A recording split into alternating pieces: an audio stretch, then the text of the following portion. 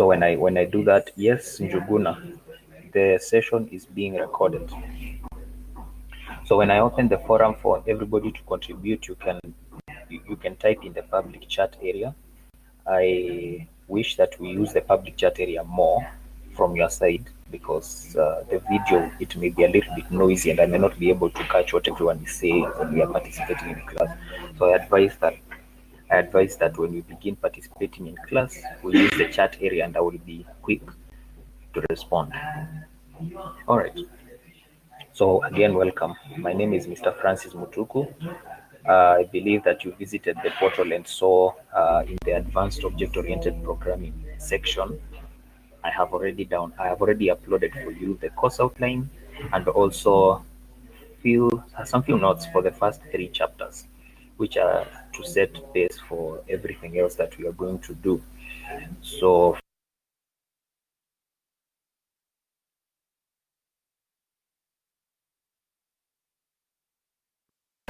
communication easy. So today I want us to go through the course outline together and then do a little bit of introduction to the unit so that we can lay a foundation of what should be happening in class from now henceforth.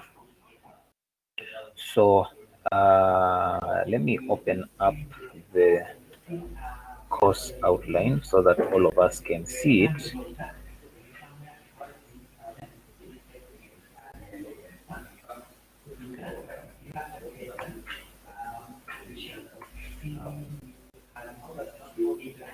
Let me share the screen so that every one of us can see the course outline for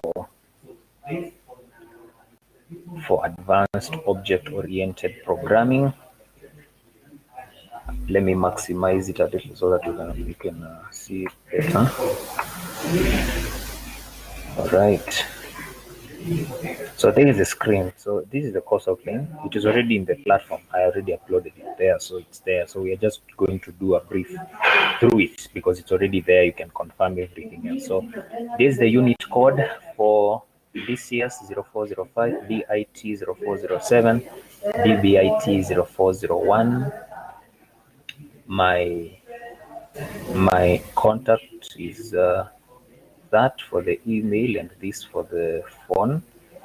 You will also realize that also in the introduction I had put in parentheses that the phone number is mostly engaged in WhatsApp. So if you WhatsApp me, I will be prompt to answer you. Through other means, you may or may not find me available, but if you WhatsApp me through this number, you will find me available anytime. So phone number, I prefer that you use WhatsApp. I will be prompt to answer any of your queries through WhatsApp. Our class will always be from Tuesday 2 to 5 p.m. every Tuesday. That is 3 hours every week. Now, what is advanced object-oriented programming about? The course introduces you to programming concepts using Java.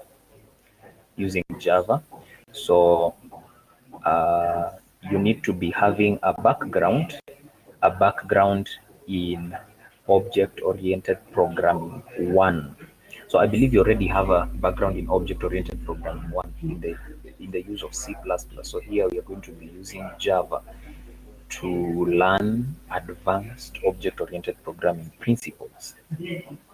Therefore, with your background in object-oriented programming 1, that is the use of the language C++, you're going to be able to know most of these things.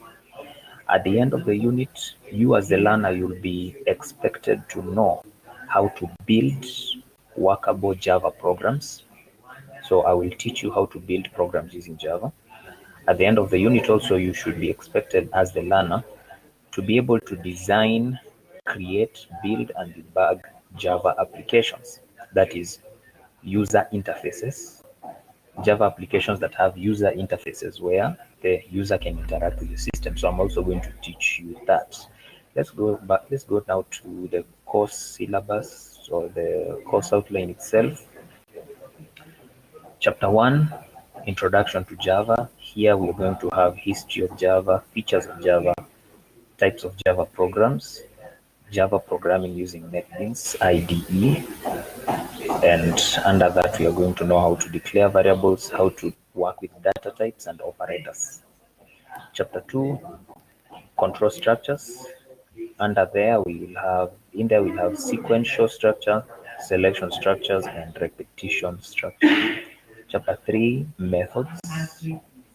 Under that we have user-defined methods, Java-based methods, and how to use methods and functions.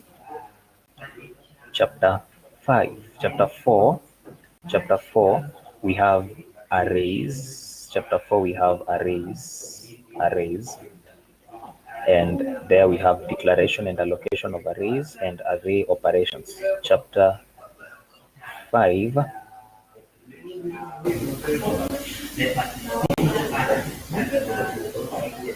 sorry for the numbering is a little bit off. Chapter 5, inheritance. Classes and objects, member access modifiers, and how to use classes and objects. Then chapter 3, we are going to have, and this is kind of the longest chapter. Chapter 6, Java graphical user interface programming, what we call GUI programming. Under that, we are going to have swing components, GUI.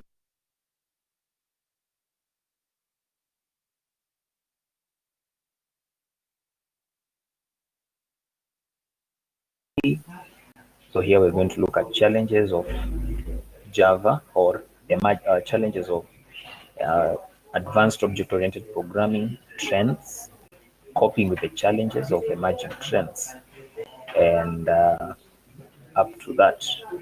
So how are we going to conduct the learning? We are going to use class discussions, online class discussions, of course. We are going to use questions. So I'm going to be asking questions in class, and then I'll be allowing you to chime in and answer. I'm also going to give you at some point, especially towards the end of the semester, I'm going to give you a small project, not a whole project, a small project, which you will be able to apply all the knowledge that I've given you and that I will have taught you and given you, to do a small project. And this project is going to come in very handy, especially when you are preparing to do the final project. As you are doing the final project, the project that I'm going to give you in Java, it's going to come in very handy. So I'm going to give you a project, and this project is going to come either as an independent project or cut through. So take note of that. It's either going to come as an independent project in itself, just a small project. It is not your final project. A project relevant to resume to see whether you've learned something, and it's going to be independent or cut through. And I'm going to decide that as we continue. Then I'm also going to assist you with visual aids. So I'm going to share with you more videos here and there related with content that is related to the things that we'll be learning in class.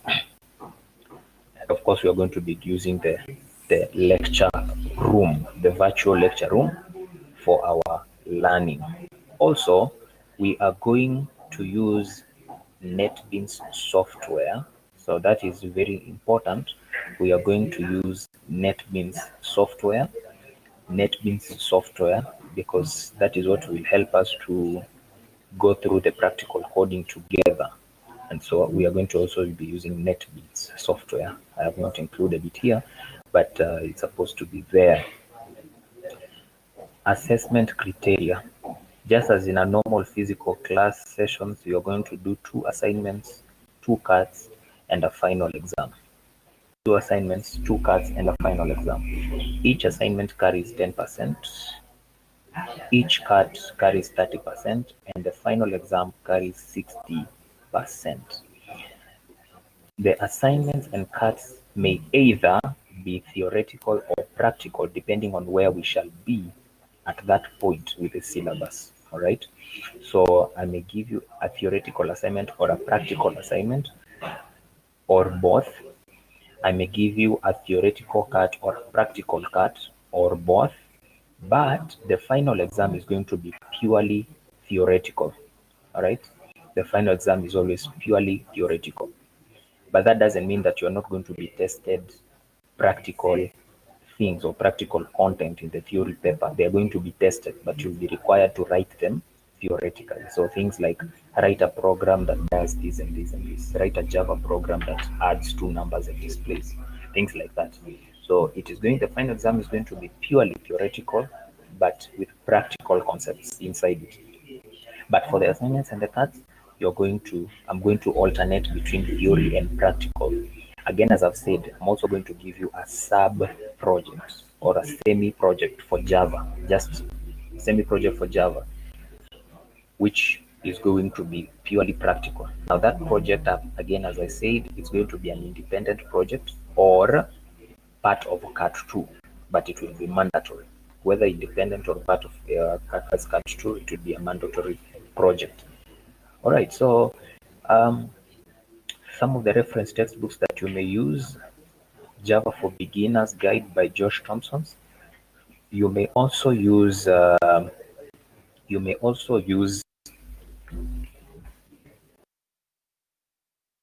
Geeks for Geeks. You may also use Tutorials Point, which I am typing here at the public chat right now.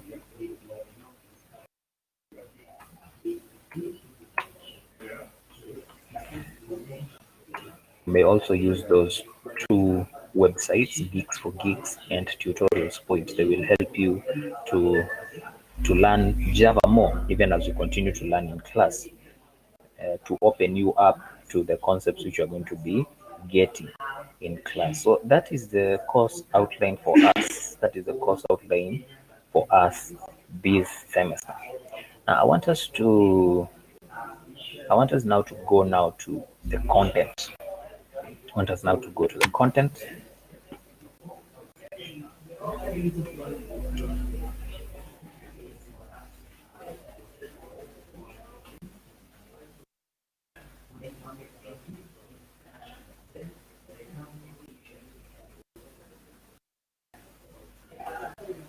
Anyone who has a question about the course outline or anything out? Yeah, anything about the course outline?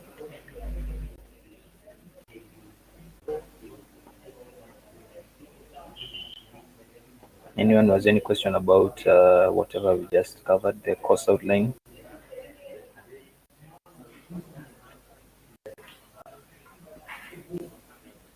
Okay, so let's then move on to the content. Let's move on to the content. So let me share the screen.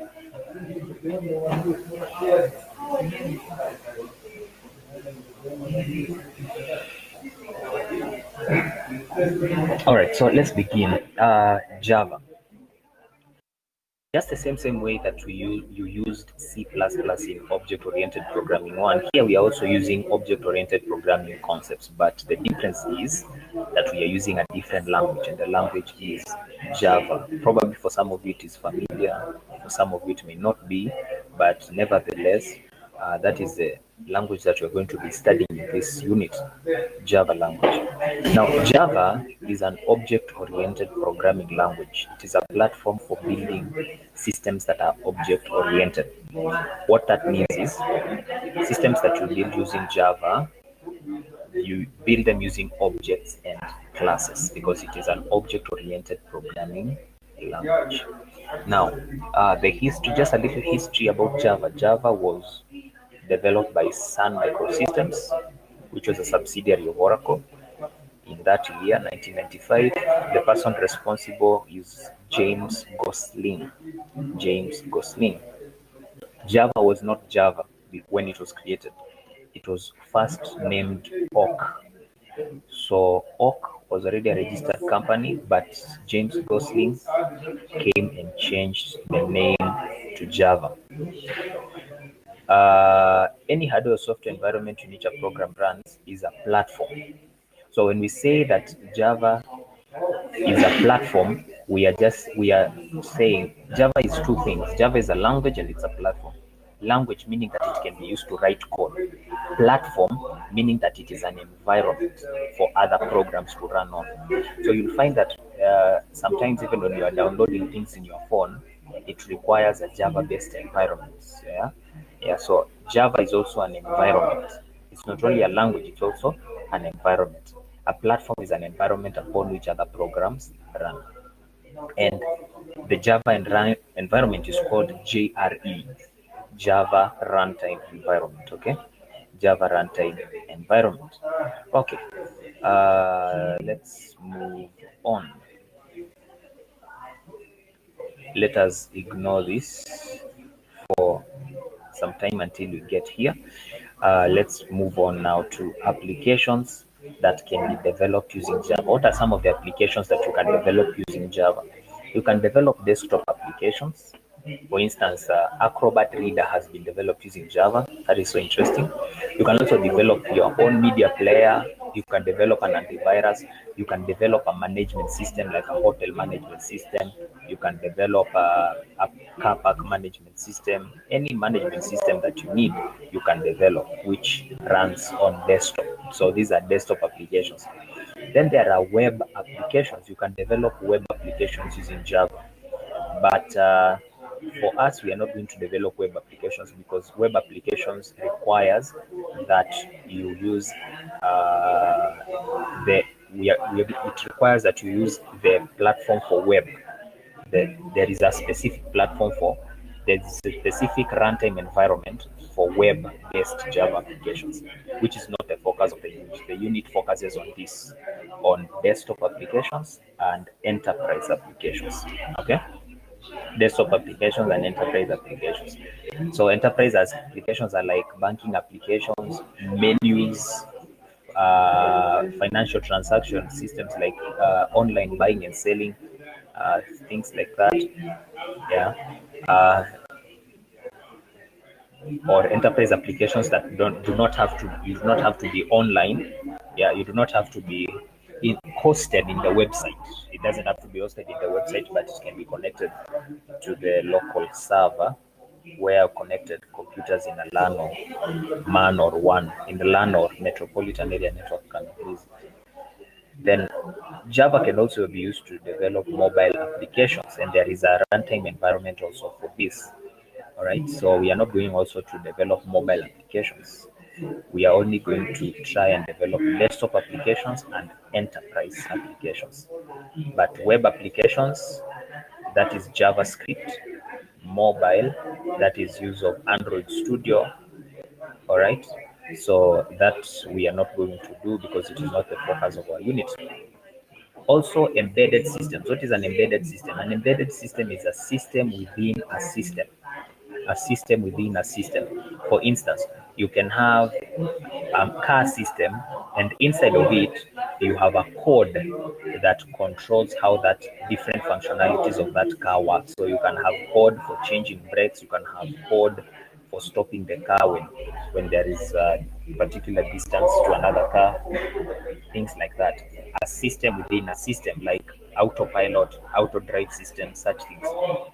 You can also develop smart cards using Java. You can develop robotics using Java. Of course, you are not going to do robotics. And you can also develop games using Java. Yeah. All right. So those are some of the applications that you can use, that you can develop. Now, all of these applications can be grouped into four, or can be grouped into four kinds of applications. There are four categories. So there are what we call standalone applications, which you can develop using Java. Standalone applications, they are desktop applications which you can install on every machine, and it doesn't have to run on a network. It's just a system that runs on that machine specifically, and you don't have to install it to be accessed through a network.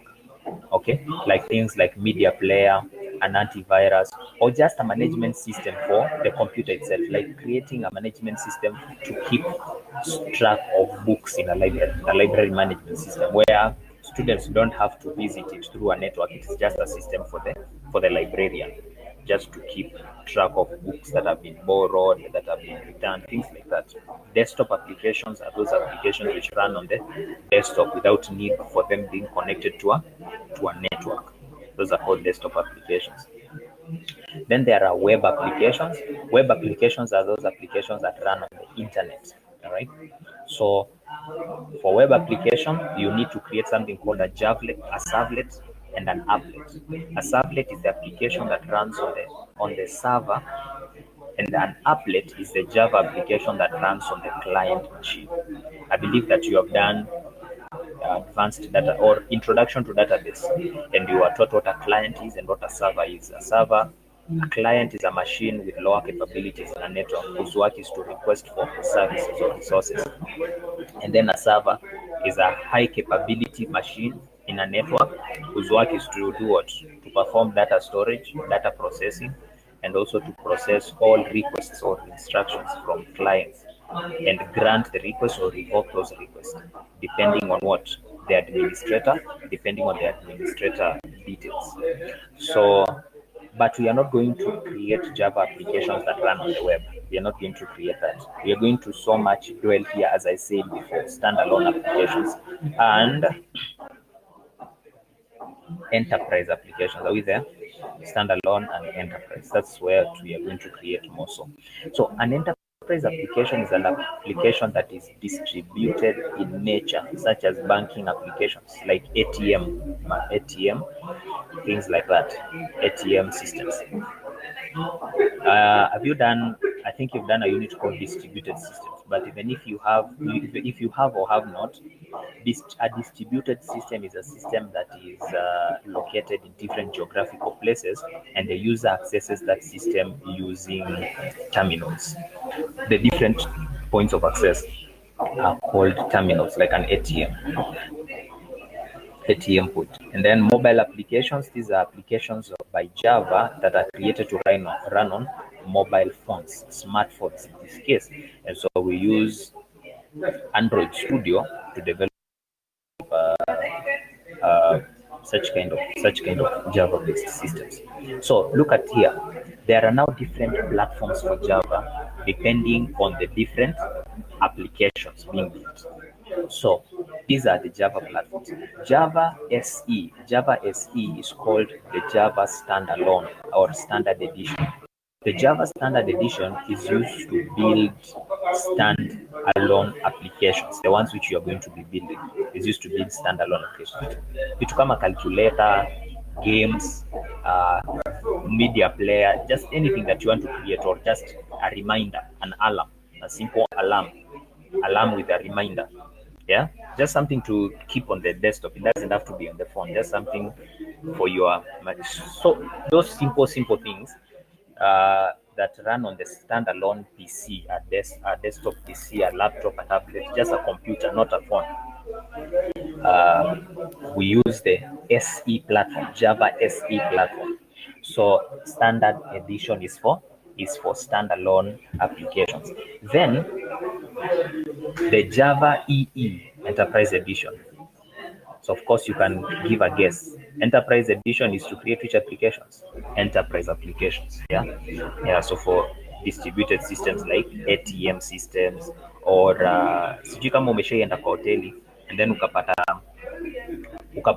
the main when you order, the waiter goes to some place, kuna terminal mahali. It's just like a computer, and then he or she feeds in the details, and then you are told to wait for your order. That is also an enterprise application. Are we together?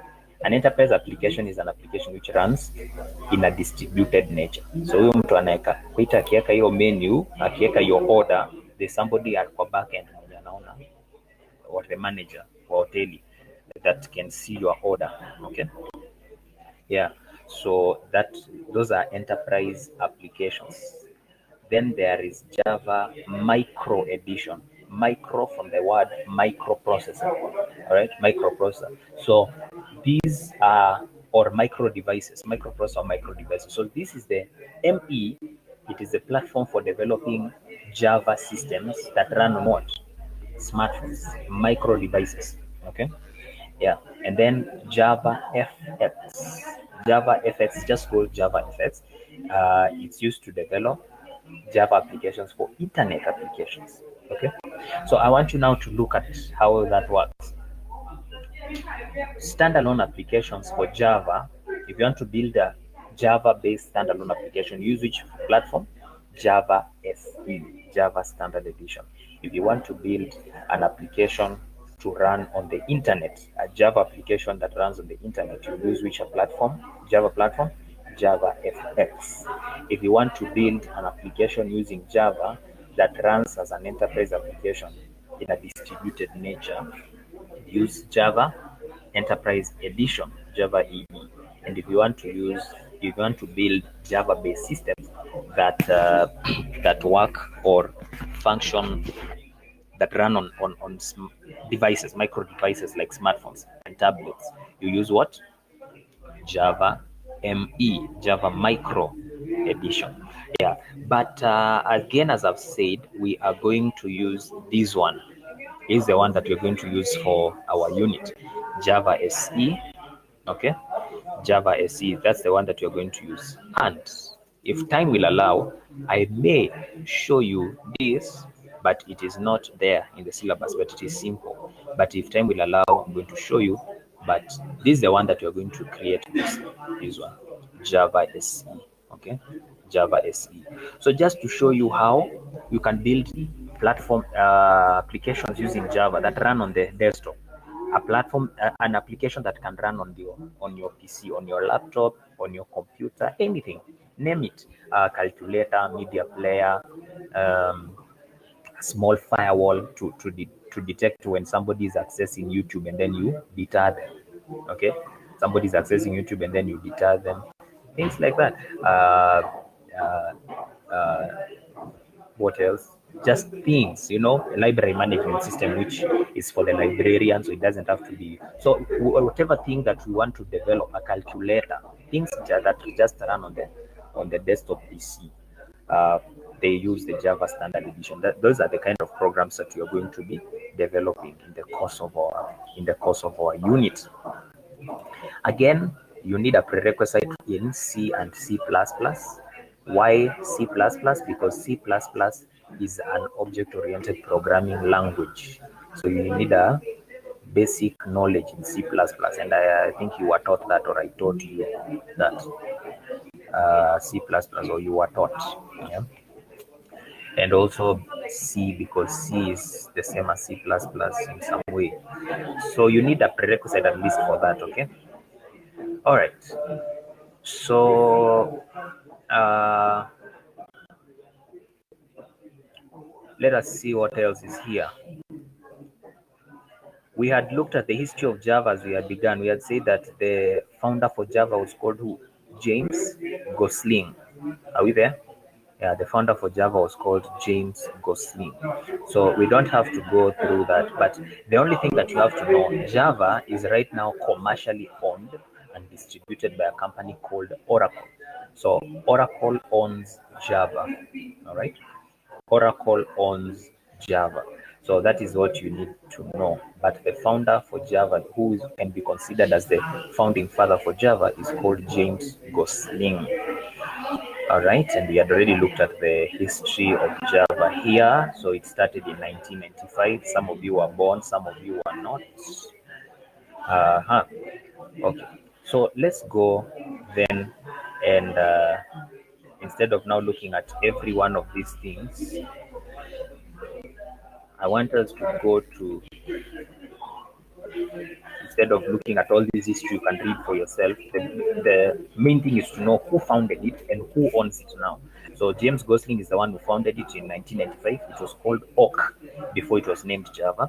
Then when he bought it, when he bought that language, commercially owned that language, he named it to Java. And right now, Java is being commercially owned and run by the company Oracle. So that is the basic history of Java. So we don't have to read all this. You can read for yourself. Okay. Features of Java. Features of Java. Features of Java. So what makes Java Java? 1. Java is simple. 2. Java is object-oriented. We are going to explain each, don't worry. 3. Java is portable. Java is platform independent. Java is secure. Java is robust. Java is architecture neutral. Java is interpreted. Java is a high performance language, or the systems built using Java are high performance systems. Java is a multi-threaded language. Java can be used to build distributed systems, and Java language is dynamic. Let's begin. Java is simple. What do you mean by simple? Java is easy to learn. It doesn't have a very rough learning curve. It is very, very easy. The reason being, if you have a prerequisite in C++, object-oriented programming using Java becomes very easy to learn. It doesn't have a difficult or a rough learning curve. So it is easy to learn. And what makes it easy to learn is its syntax. Its syntax is very simple. In fact, the language looks almost like English. All right. So it is very simple. The language is high level. It is more close to human language than it is to low level language. So that makes Java a what? A fourth generation language. So that one is a very, very simple language to learn. The language is not hard. Okay. Uh, Also, Java is object oriented. What does it mean for Java being object oriented? It just means that it uses classes and objects. Okay. So when you say that a language is object oriented, what that means is that language uses classes and objects. So when you say object oriented, you're just talking about classes and objects. All right. What else about Java? Also, there are other characteristics of object oriented languages. Do you remember from C++? Encapsulation, abstraction, inheritance, polymorphism. You remember that? And then classes and objects.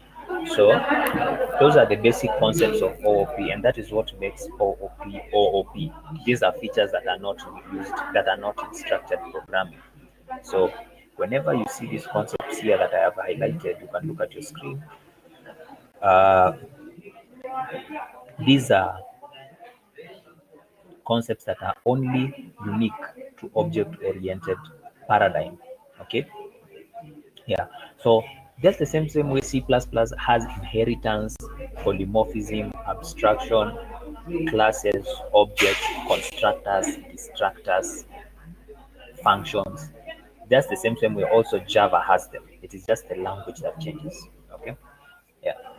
And then Java is also platform independent. What does it mean, platform independent? A platform is an environment on which other programs run, and that environment can be an operating system or any other environment. Okay, so Java systems can run on Mac operating systems.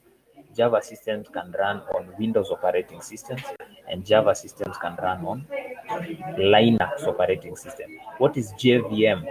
JVM is Java Virtual Machine. Java Virtual Machine is just a runtime environment inside an operating system for a particular language. Okay, it's called a virtual machine, right? And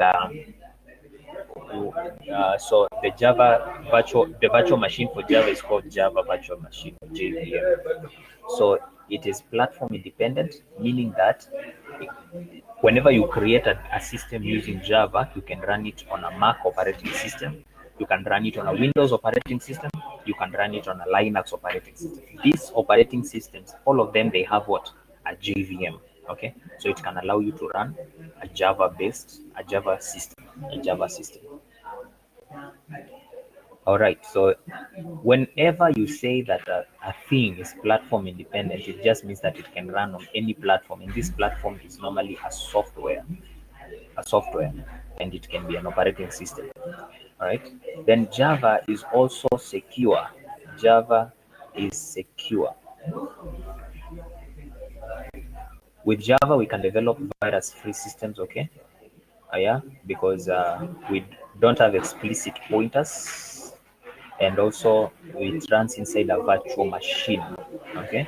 So on every platform that you run a Java program, that platform has a Java machine, a virtual machine for Java, which we call the JVM. So that JVM is secure, and it's normally secure from viruses and other unauthorized intrusion. So Java is a secure program. It's a language that you can use to create secure programs. That's what it means. Then Java is robust. What does it mean that Java is robust? Programs that you build using Java are not susceptible to error or crashing. That is what it means that a language is robust. It means that programs created in that language are not easily susceptible to crashing or error, and errors that cause machines to systems to crash and to keep being maintained over time. So Java systems are not that. They don't crash a lot. And why is that? Because they use strong memory management. So memory will never be overloaded, not at any point. Very rarely that memory will be overloaded, hence causing a crashing or an error. Also, there is a lack of pointers that avoid security problems. Okay, and also there's an automatic garbage collection in Java, which runs on the JVM of that operating system of the computer where you run that program. So there's an automatic garbage collection. What is garbage collection? Garbage collection in programming, it is basically collecting those memory areas, and they are called variables. Those memory indexes that are not being used, that have been used but have been left out empty, but they are still filling up memory. So those memory indexes are collected and trashed. Okay, so that is what is called garbage collection. It is collecting memory indexes that have been used, but they are still existing as variables. Okay, yeah, so they are collected so that more relevant memory indexes can be created as the user continues to to use the system. Also, there is a feature of exception handling and type checking. So if I ask you what makes Java robust, you just tell me number one, Java enables the programmer to develop systems that are less susceptible to crashing because A, because there is a strong Java offers a strong memory management technique, meaning that memory will rarely be overloaded. B, because there are a lack of pointers. Pointers fill memory, okay? Pointers fill memory. A pointer is a data structure. I think you've been taught data structures. And pointers are fill up memory. So the lack of pointers, no lots of memory use. Then C, Java is robust because there is automatic garbage collection, meaning that there will not be unnecessary memory indexes still existing when they are not being used. They will automatically be trashed. And where are they trashed? They are trashed by the JVM of the operating system of that machine where that program is running. And then also Java is robust because it offers exception handling. Okay, exception handling. And what is exception handling? Exception handling is a mechanism by which Java can alternate between different modules. So when one module is closed, it is closed. Java also closes. When the user closes it, Java also closes it. So the exact exception handling. All right. Then Java is architecture neutral. What does that mean? The language itself, not the programs that you create using Java, the language itself is architecture neutral, meaning that you can program using Java on any platform. So when you program using Java on any platform, you say Java is architecture neutral. But when you say you can execute any program written in Java in any machine, then you are saying Java is being what? Java is platform independent. Okay, that is a difference. There's a difference between architecture neutral and platform independence. Architecture neutral just means that you can install Java, the language, or the IDE. You can program using Java on any machine. Whether it's a 32-bit machine or a 64-bit machine, it will be supported. You can program on any machine of any specifications. But that is what it means, architecture neutral. You can program Java using Java language on any machine. But platform independence, that means that a program written in Java can run a program, not the code, not the raw code, a program, a full code, an executable code, can, as the executable file in Java, can run on any machine. That is what platform independence means. So the difference, get the difference between architecture neutral and platform independence. Then Java is portable. Now, portable just means that it carries a feature called plug and play. Plug and play just ensures that when you connect your machine, when you connect your Java, when you install the Java application you have developed on a machine, you don't have to introduce another environment for it to run. You can just double click on it and it starts running. You don't have to install other things, okay, for it to run. That's what it means to be portable. It can plug and play. As soon as you plug it or install it on a machine, that application you developed in Java, you can just begin using it. You don't have to install other prerequisite softwares. Why? Because every of those platforms, macOS, Windows, and Linux, they have a what? A JVM. Si tumeangalia before. They have a Java virtual machine. So that is the particular platform in every one of these platforms, the operating systems that allows you to run any Java application. Okay, so you don't have to install any other thing. Yeah, ni kama apps zingine zenye when you have to install it on the desktop, you have to have another prerequisite app, yeah, for it to be supported. But Java is not so. It is portable, plug and play. You just install it, you run it, as long as it is on a Mac OS, Windows, or Linux. Then Java is high performance. Why? Because of fast compilation of code. It supports fast compilation of code. Compilation is the process where the program checks for errors. It builds the program and checks for errors and such things. So that process is fast. Also, Java is distributed. What does that mean? Java enables us to create systems or applications that are distributed in nature. And those applications that are distributed in nature are called what? Enterprise applications. So we've looked at that before. Enterprise applications like ATM systems, like hotel menus where the waiter will put orders and then somebody else, the manager, can see those orders and tell those people to serve that food. Yeah. So distributed systems are systems that are connected geographically in different places or in different geographical positions. Then Java is multi-threaded. What does multi-threaded mean? This is where now the knowledge that you are taught in operating system comes in. A thread is an instance of a process in execution. That is what we call a program thread. It is an instance of a process in execution. So when we say that it is multi-threaded, it means that Java supports multi-programming. You can execute different things at the same time using Java. Okay, so that's what it means to be multi-threaded, multi-programming. Different parts of the program can be run concurrently without filling memory and without making the processor to be intensive in power, okay, to be intensive in work. So that is what it means to be multi-threaded. Then Java is dynamic. Dynamic just means it can help the programmer to develop a myriad of programs, a number of programs, many programs which you want. Because why? Because it has special classes and objects that support different kinds of programs which you want. It has different functions, it has different utilities, it has a rich library that has different, very many things that the programmer can use. Okay, so when we say Java is dynamic, what we just mean is Java can be used to develop a myriad of programs. Now, it is said that, let me just research for you so that I can be accurate here. Uh,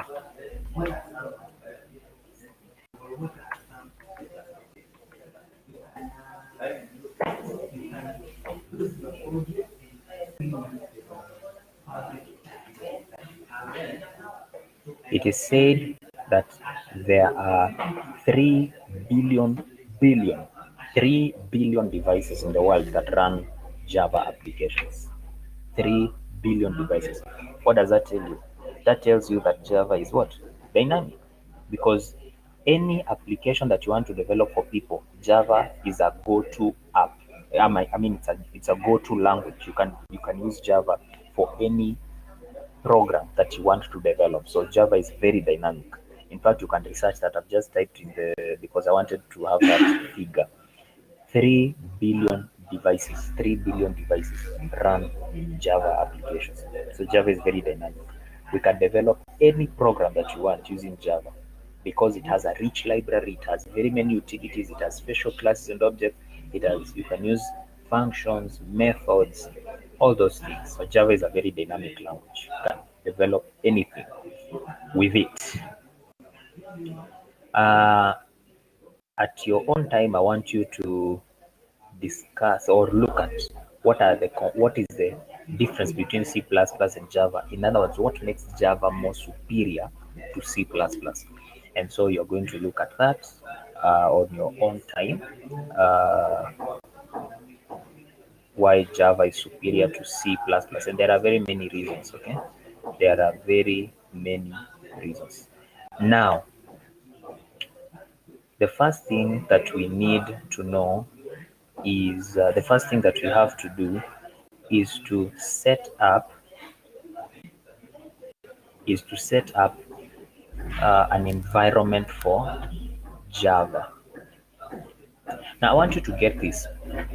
When you are installing a program that you have developed using Java, you don't have to install a prerequisite software for that software to run.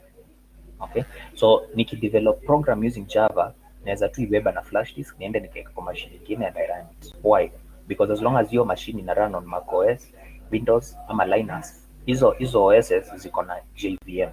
Okay, they have built they have been built with JVM, the virtual machine for Java, which is the runtime environment for Java. Okay, so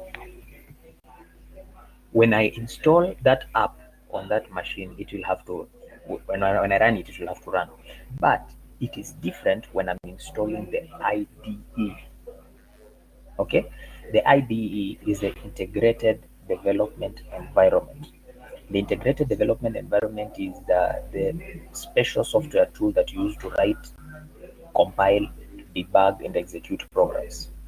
Okay, so it's like you used code blocks.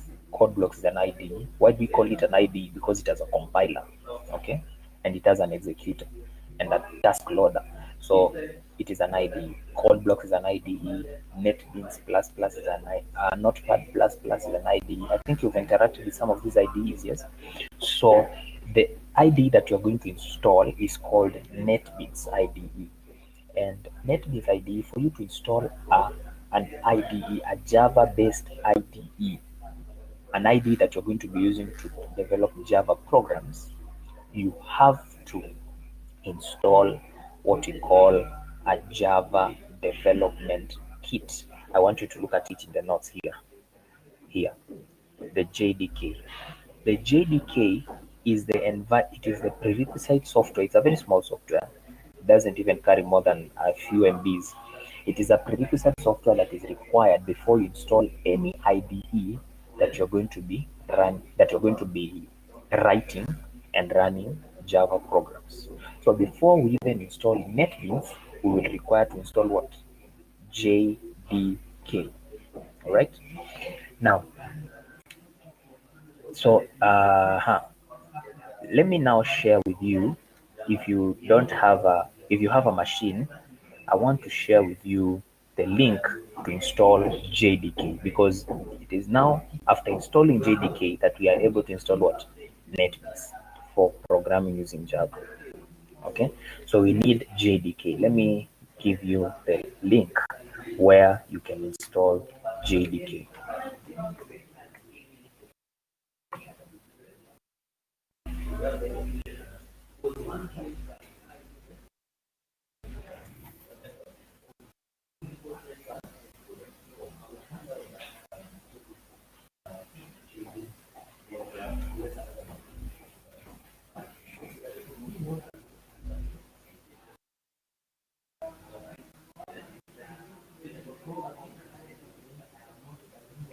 So I'm now sharing the site.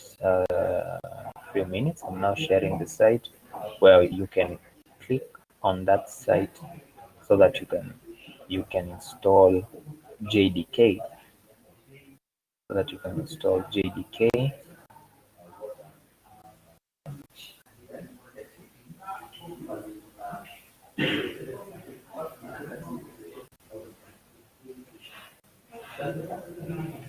So here is the site.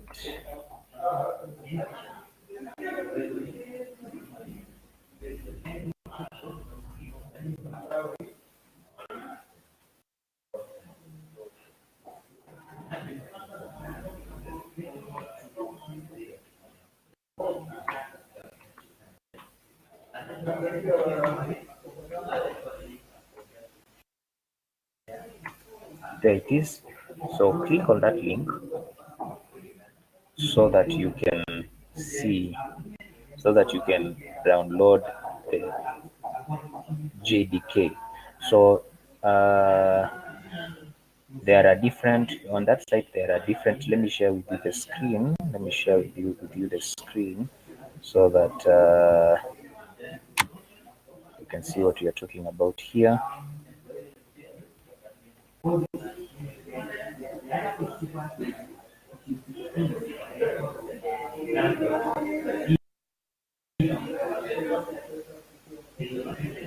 So this is what you're having here. Hope you can see it. Java SE 7 archive downloads. Okay.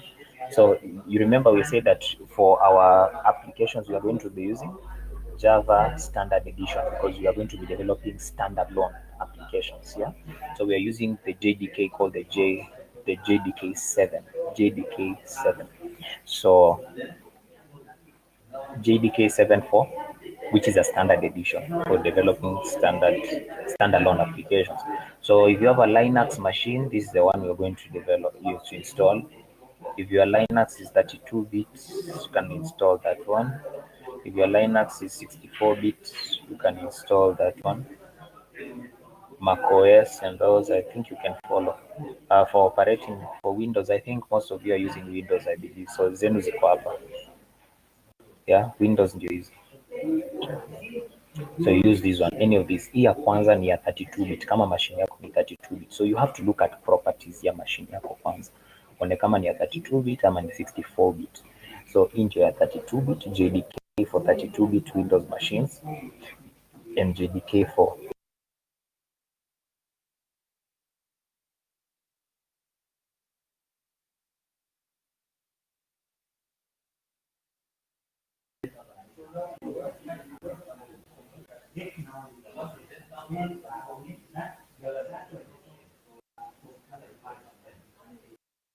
it is requiring us to log in.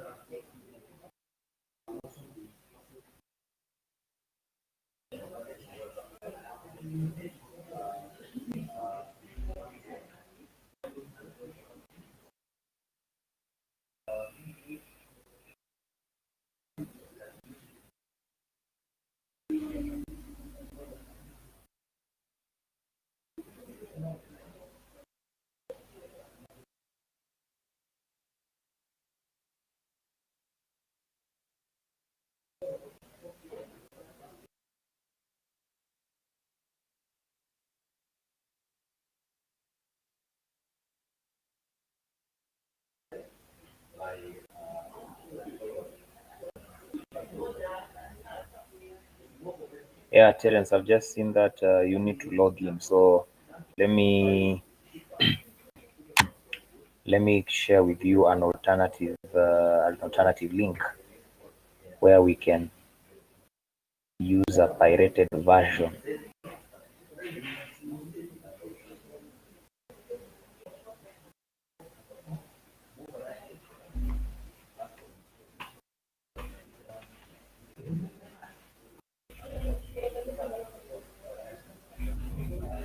Let me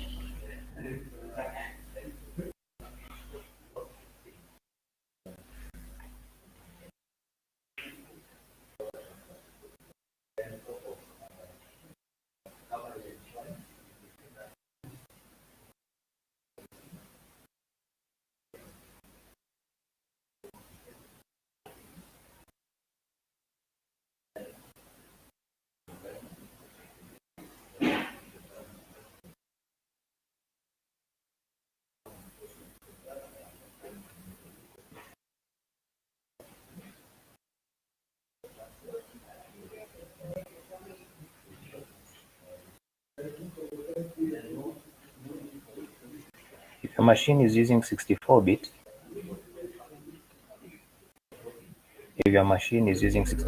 use this instead. Oh, thank you, Mwangi. Thank you, Mwangi.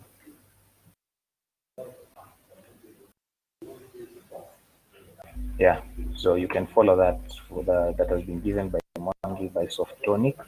You can also follow this one for 64 bits.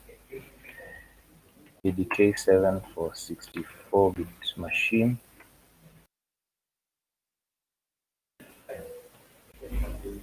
You can use that.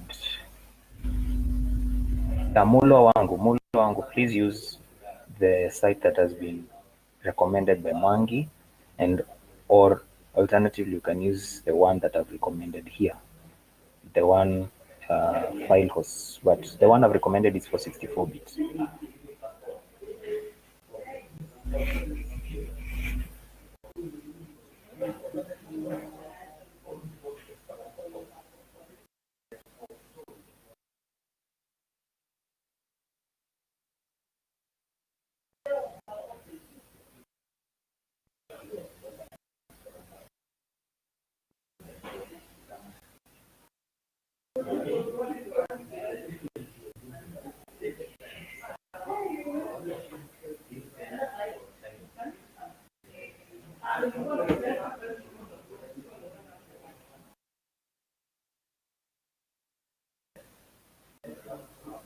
Mulo wangu, please use the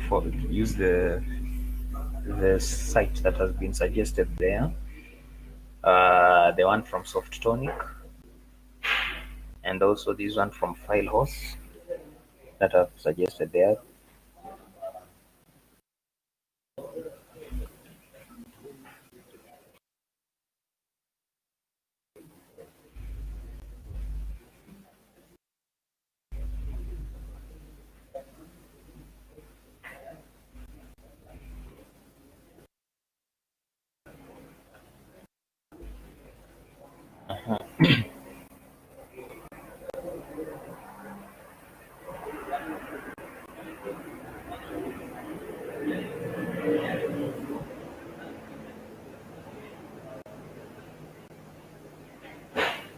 For 32 bits,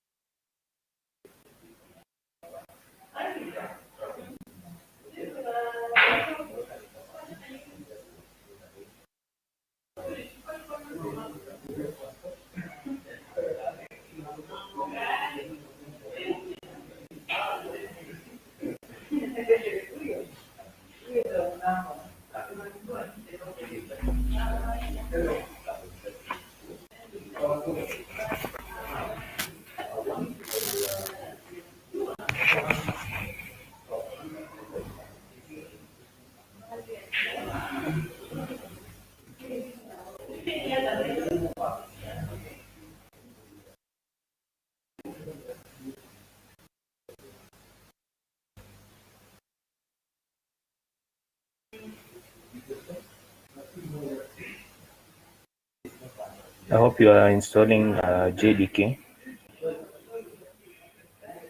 So that is for 64 bits. For 32 bits is here.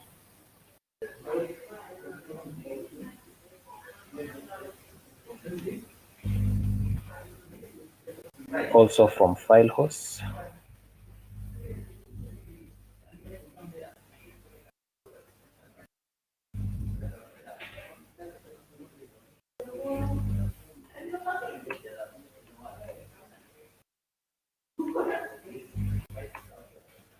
So that is for 32 bit. You can follow that, and when you are done installing, you can say you're done so that you can continue.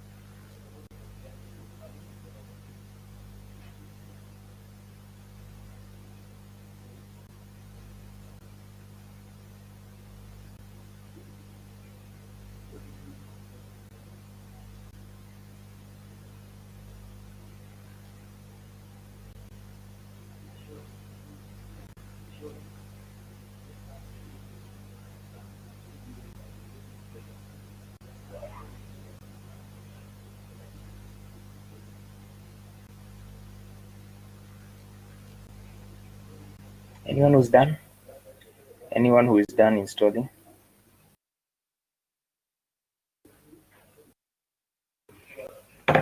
Anyone done installing?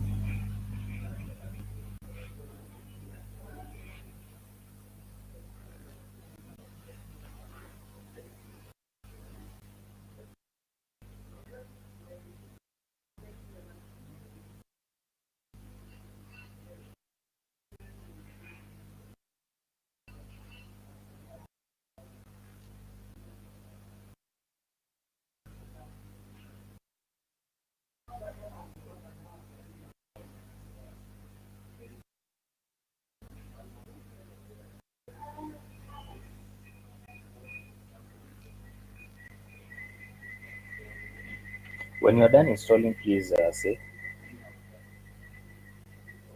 And also, if you don't have a laptop, please also say. I might be waiting, and then some of you don't have laptops, so I might be waiting a bit. So if you have a laptop and you're done installing, you say. If you don't have a laptop,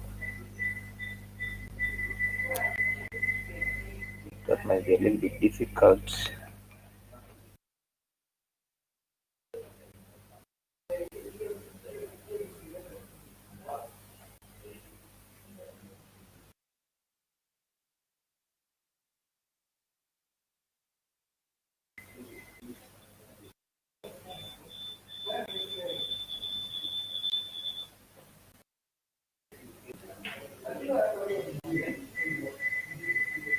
Okay, Eric, I hear you.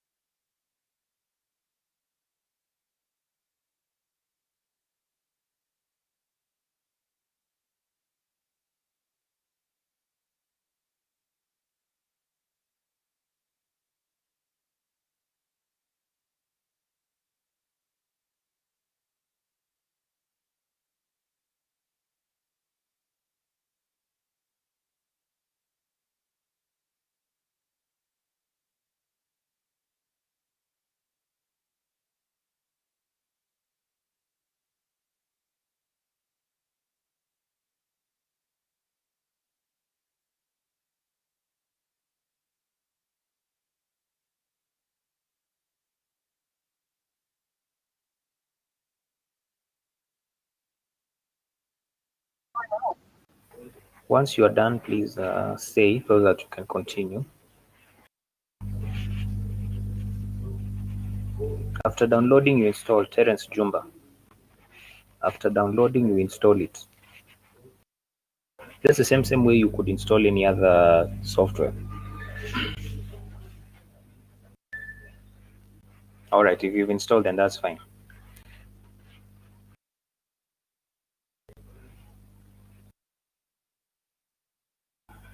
Who else is done? Now also Terence and anyone else who is done, when you are done to know that whether it has been installed successfully, go to control panel. I think you know how to see programs in control panel, yeah? Go to control panel, programs and features, and then look for Java development kit.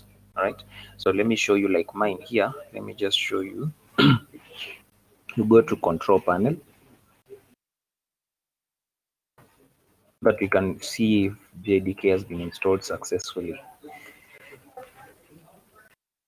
Right.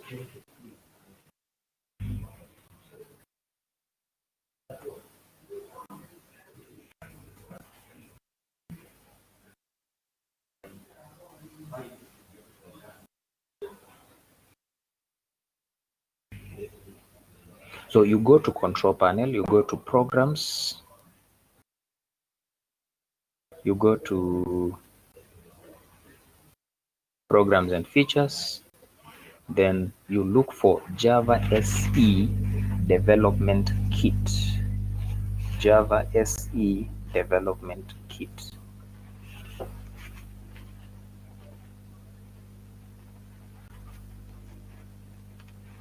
Java SE development kit. And if it's there, then it is successfully installed.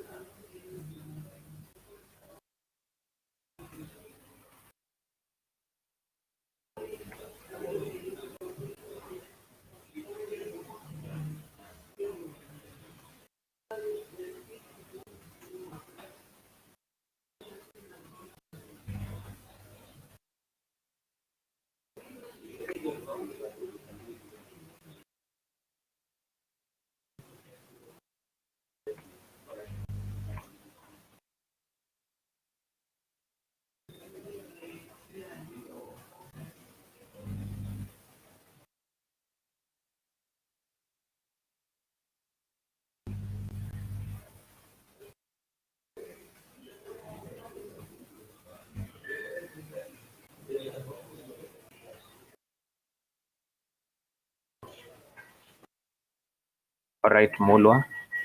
Mwangi Eric, which is the error? It's giving you what error?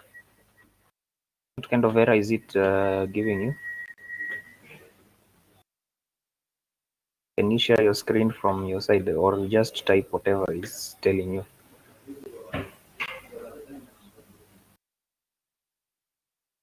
Ensure that Mwangi Eric, ensure if you have installed, ensure you've installed the right JDK. There is a JDK for 64-bit and JDK for 32-bit. Ensure you're installing the right one. Mwangi Eric.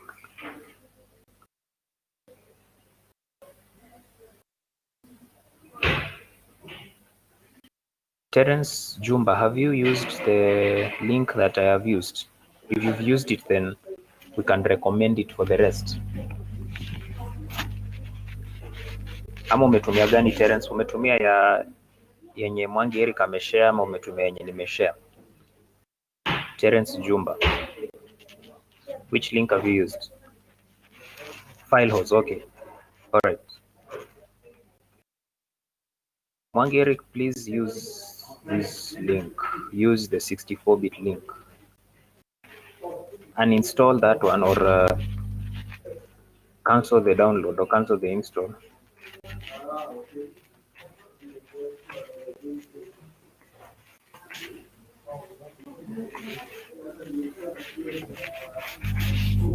Use that Mwangi Eric.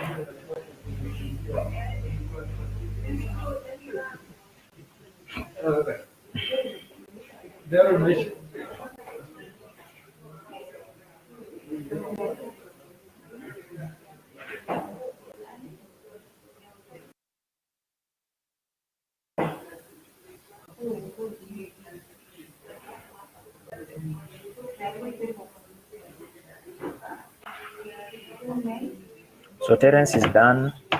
Mulo is done.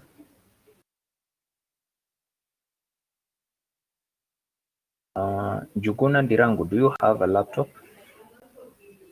Njuguna Dirangu and Nyaga Dixon. Okay, thank you, Njuguna. Nyaga Dixon, Tobit Misoi.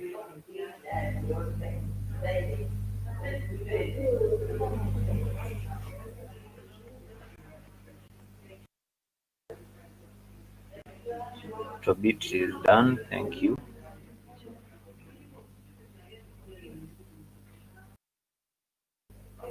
Nyaga, thank you. So Mwangi Eric, please install. Tunakungoja ndio tuendelee.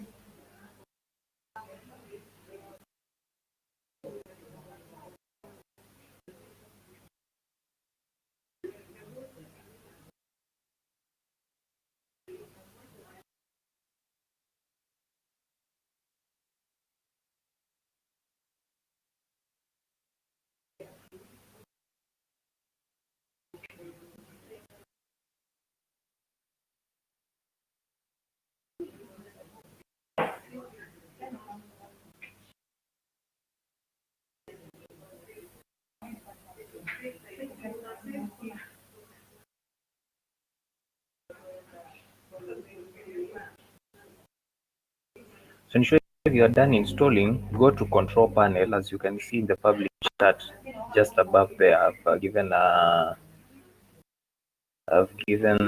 guide, and of course you know how to see whether the list of programs which you have installed. So you have to confirm that the JDK has been successfully installed. So you go to control panel, go to programs, programs and features, and you look at there in the list. You just scroll up in the list of programs that you've installed. See if you can see Java SE development kit. Okay.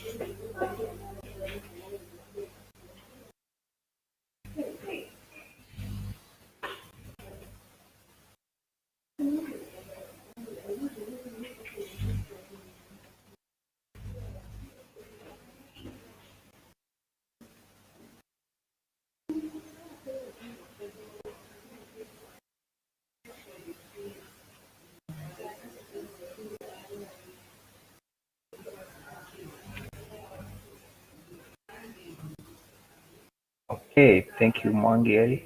Now use this link to install Netbeans. Netbeans is it's the IDE that you're going to be using for coding. So use this link to install the open source software for Netbeans.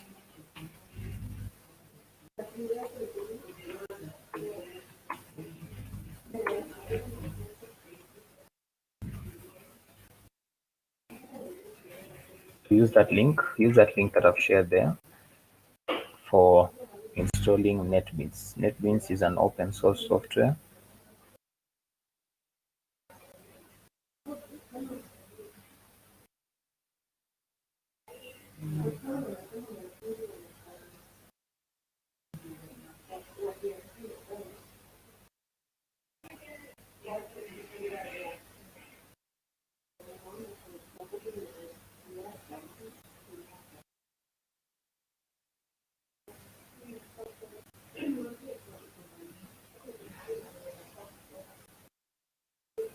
So this is the one that you're installing. You're installing this.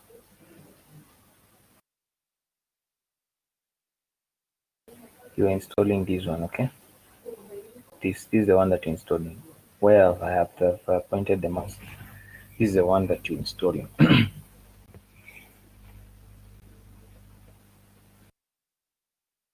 We're installing that so that it can give you everything, okay? And it is also it is for all. It is for 32 bits, 64 bits, so it is for all. Install that.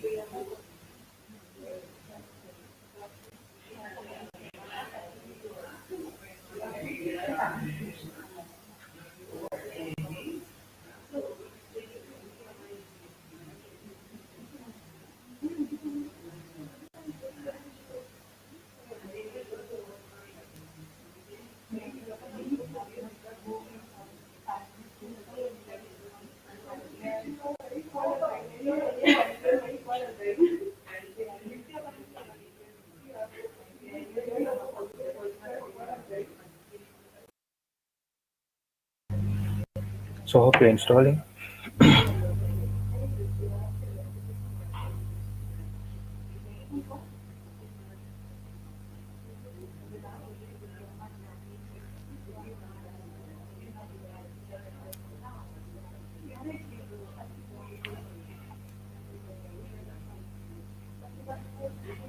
So Netbeans is the software that we use to write code using code in Java. Yeah. So JDK is the environment that allows us to code in Java. JDK. Okay. Yeah.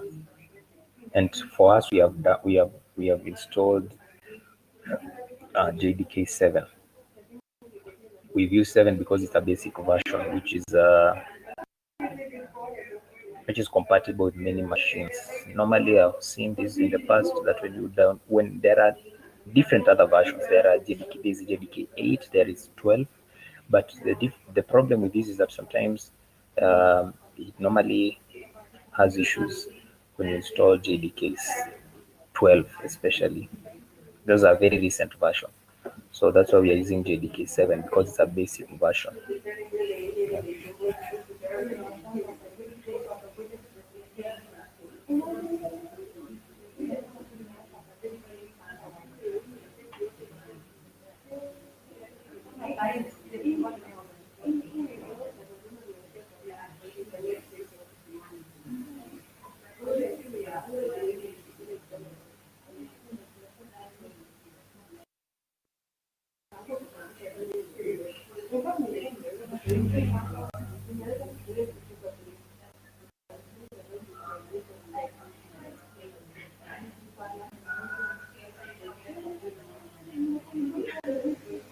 No, Eric, Java runtime environment. JDK is the runtime environment. Okay, JDK is the runtime environment. Okay? Yeah. JDK is an example of a runtime environment. So when you have installed JDK, you have installed a runtime environment, an environment upon which a program written in Java can run. Okay. Yeah. So JDK is a runtime environment.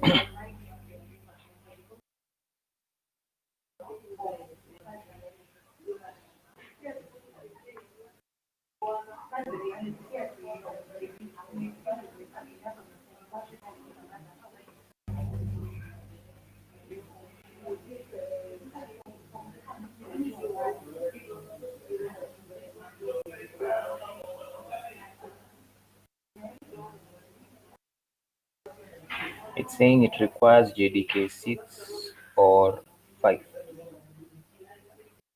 All right, then go for JDK 6 or 5. Let me look for you. Just wait. Just wait. Let me give you another link which you can follow.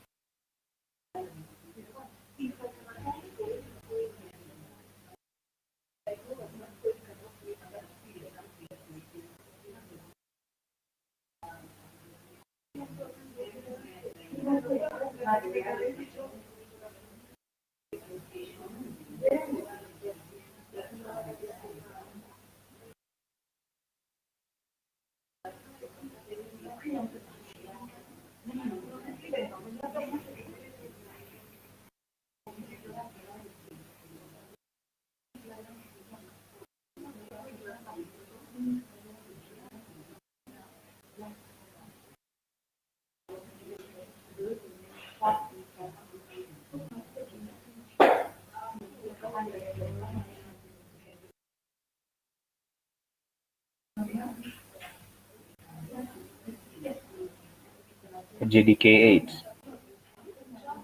Okay, let's then look for JDK8.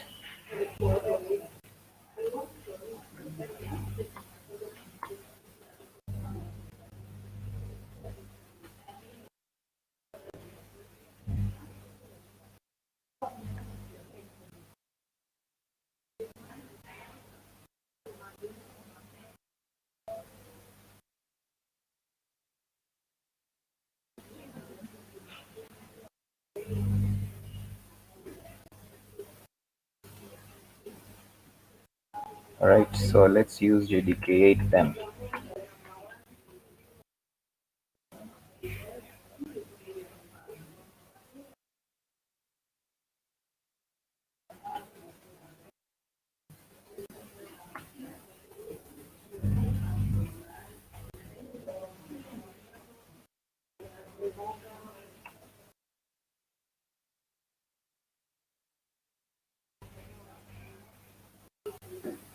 There you go, JDK8 for 64 bits. Let me see for 32 bits.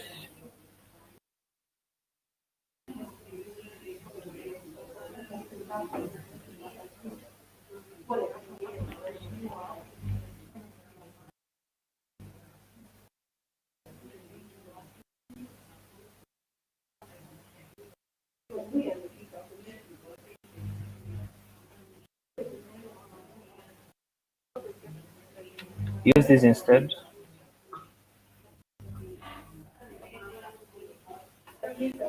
Use this instead.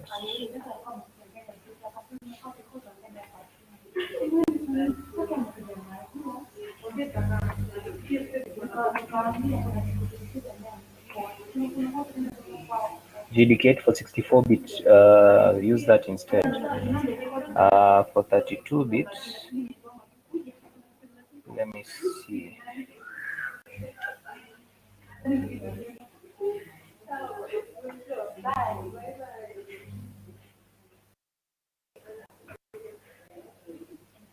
For 32 bits, use this JDK8.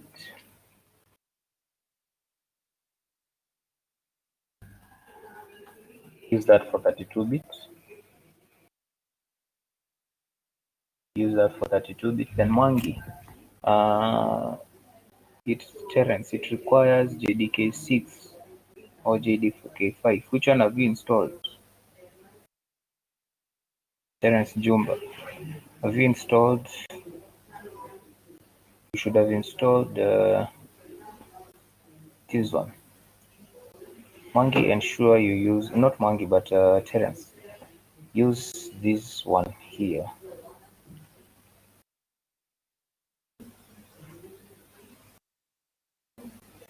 Use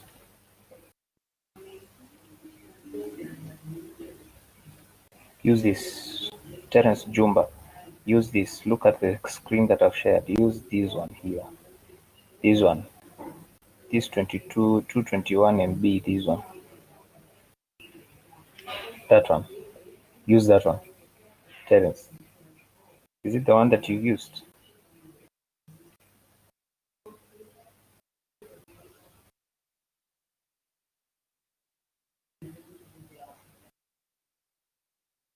All right. Download JDK. Download JDK8 then. Download JDK8. I have shared the link there.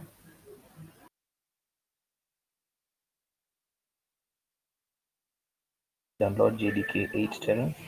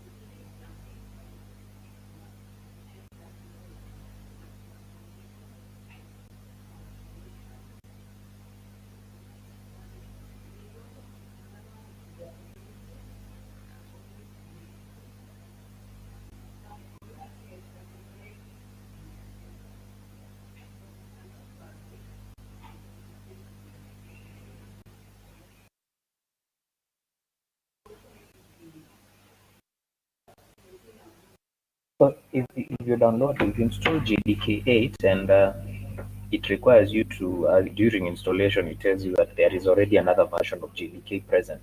If it asks you, do you want to uninstall that one? You just say yes. Okay. Yeah.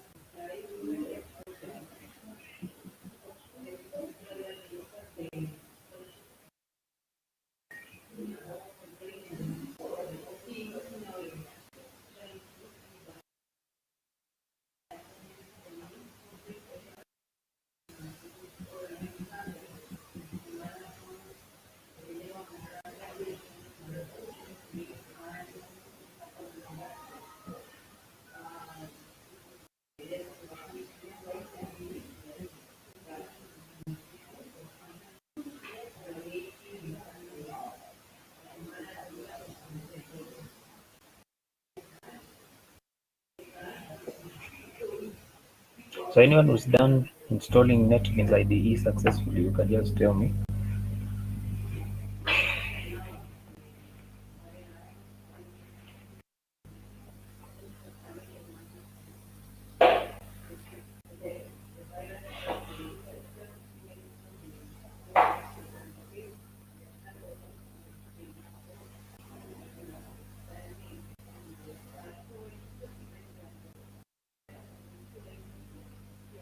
Terence, are you installing? You're installing for which one? 64-bit or 32-bit?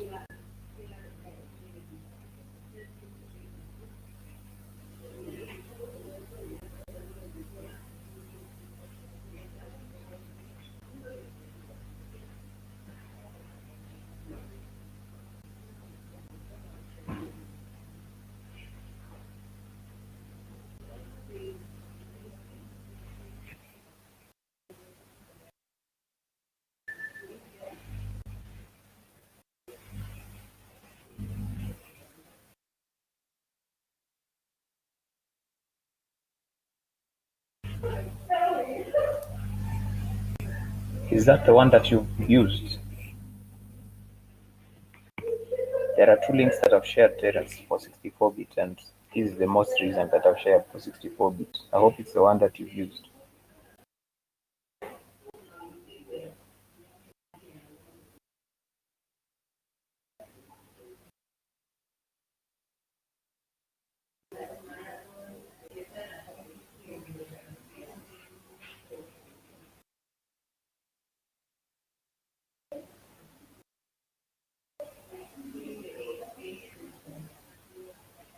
Terence, please share your screen.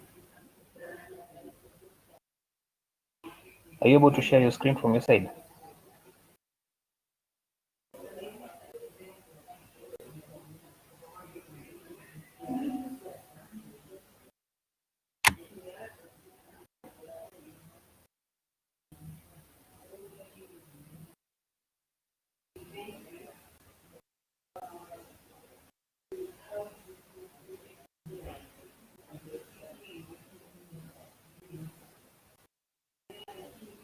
If you're able to share your screen, Terence, that would be good so that I can see if I can help you.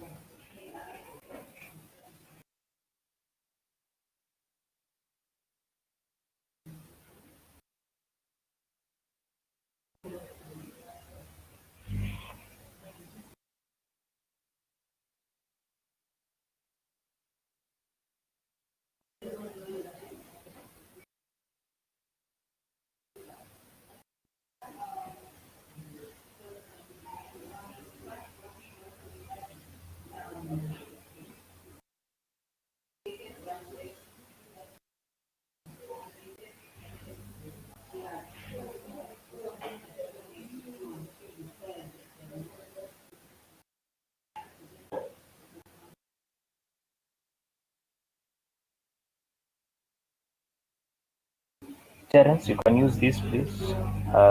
Follow this link and see if you can solve the problem.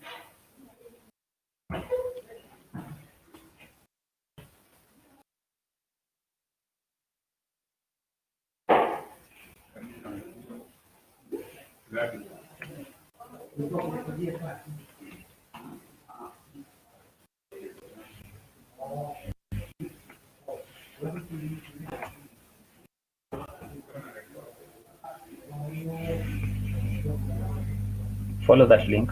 Anyone else who is done installing Netbeans Ide, that so that I can know how many have successfully installed, because now from now henceforth we are going to be using it.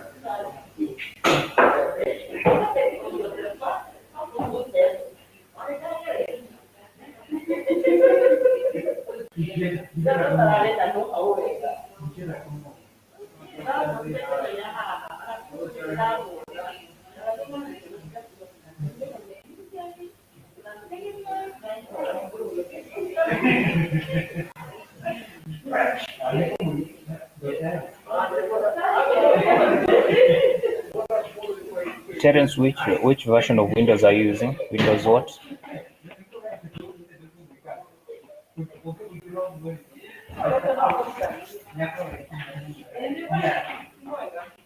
Windows 10.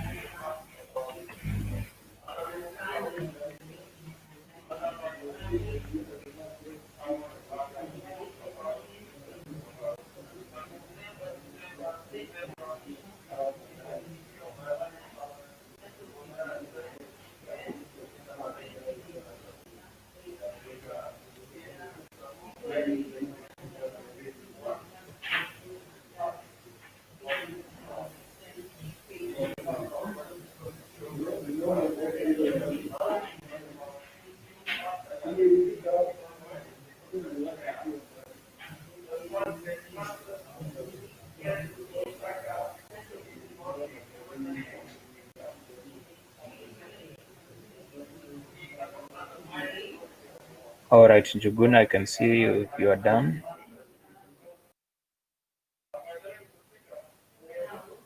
Terence, I'm still trying to find help for you.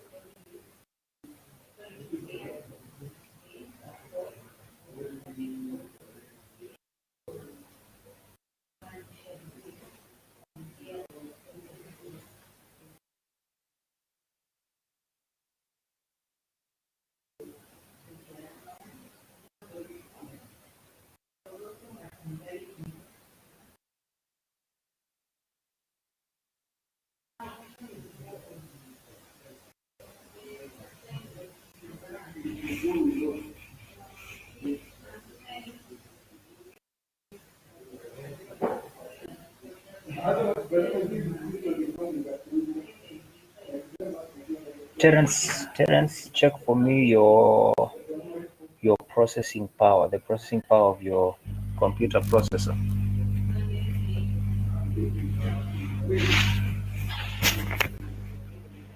Check for me the processing power. Just go to the properties of the machine. You right click on my computer and click properties. And tell me how many megahertz can you see there?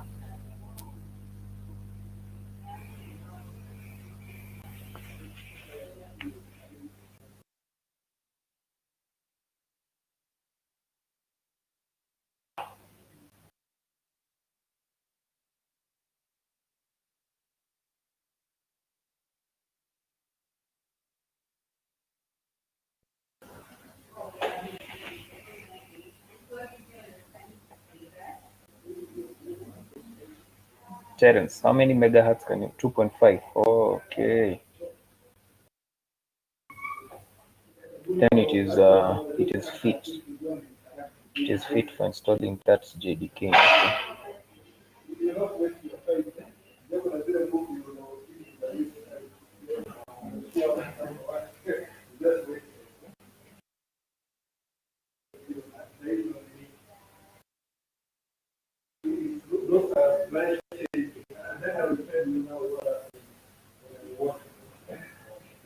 Could you, Terence, could you restart your machine, and then when it starts back, you go to the control panel and look for any existing version of Java, anything existing version of Java, you uninstall it. So restart your computer, then when it starts, you uninstall. You've installed JDK6. Is it working with JDK6?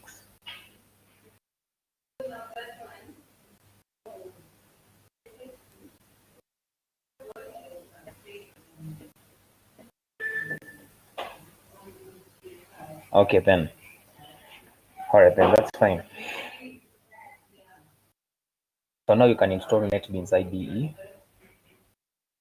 I've shared the link.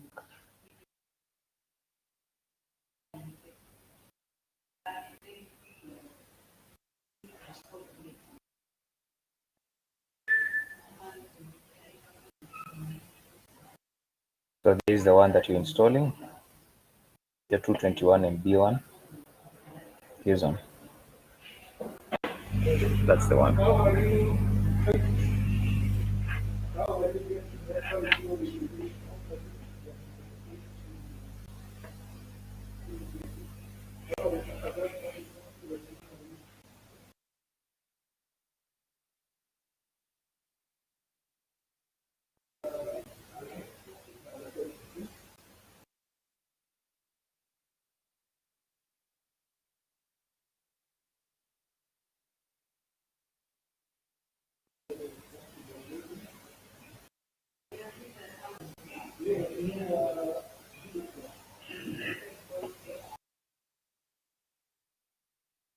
Only Njuguna is done. Who else is done installing Netbeans IDE?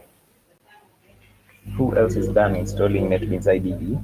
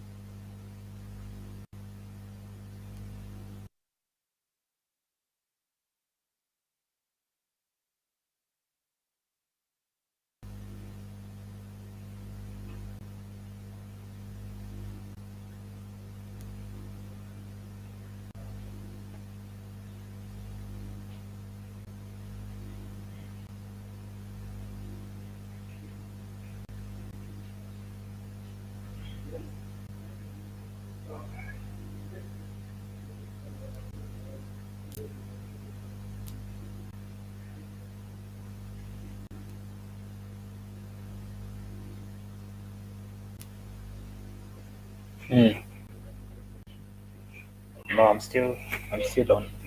Yeah.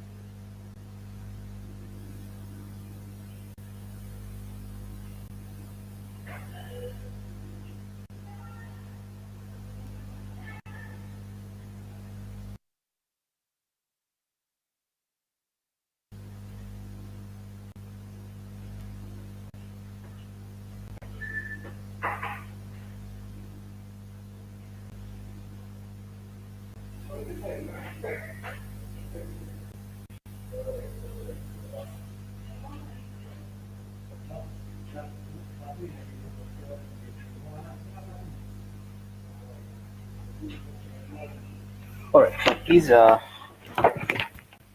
install that.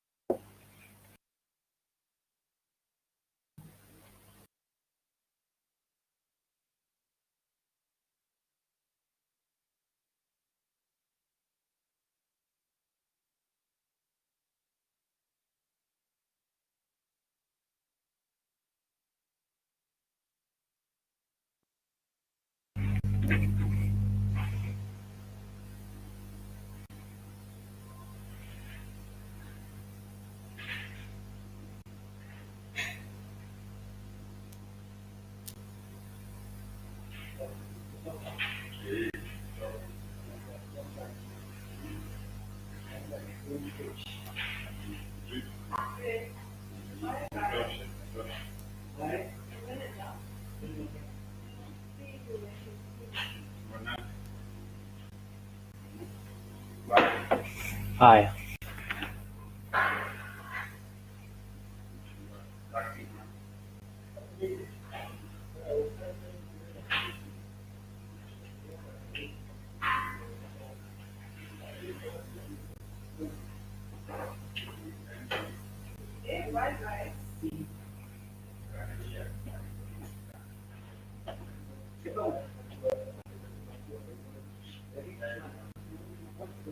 Anyone else who is done installing Netbeans IDE?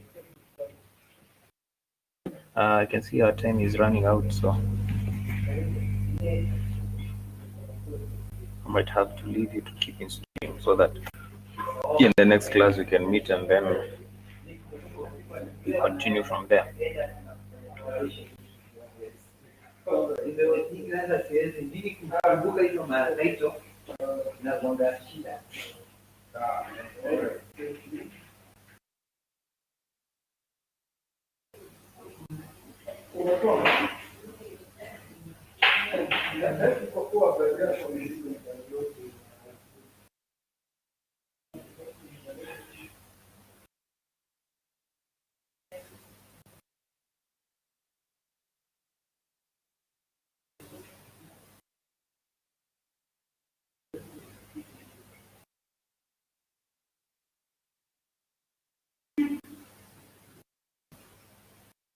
You are currently the only person in this conference.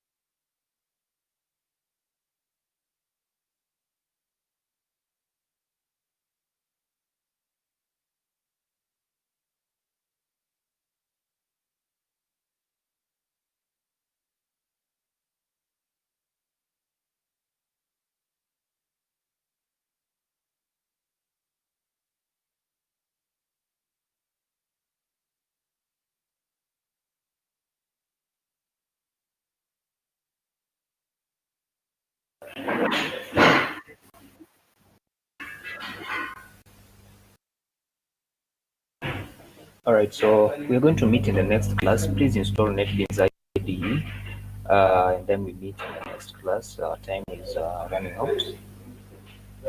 So install Netbeans. Netbeans doesn't have a lot of issues, so you just install and you keep the basic things basic. Don't uncheck any box. Okay, when you're installing, do not uncheck any box. Oh, my webcam was not shared, sorry. Do not uncheck any box. As you install, keep the basic settings basic. Don't uncheck any box. Don't check any other box unless you are checking I have read and accepted the license agreements, just that. But all the others, you leave them as they are. You just click next, click next. If there's information they need you to provide, you provide it. Keep clicking next. Don't uncheck any box, otherwise it may affect how some of the features that we may require as we use Netbeans. So just click next, click next, click next. In where it requires you to choose where the folder to store, you can change. That is up to you. But every other thing that has been checked, you just leave it checked. Don't uncheck any box. Okay. Yeah. So that is it for this evening. So we are going to meet in the next class next week on Tuesday from 2 to 5 p.m. So that we can continue from there. Have a good evening, and I hope that you're going to install Netbeans well. Otherwise, if you have any query, meet me on WhatsApp. I already gave you my contact number, so meet me on WhatsApp so that I can help you. Also, encourage the rest to join us so that they may not be left out as we are doing these things. Okay, because I may not be able now to go through every. I will not go. I will not be going back to the things that we've already done. So it is important that you tell your colleagues, you tell your friends to join us. All right. So have a good evening. Let's meet next Tuesday.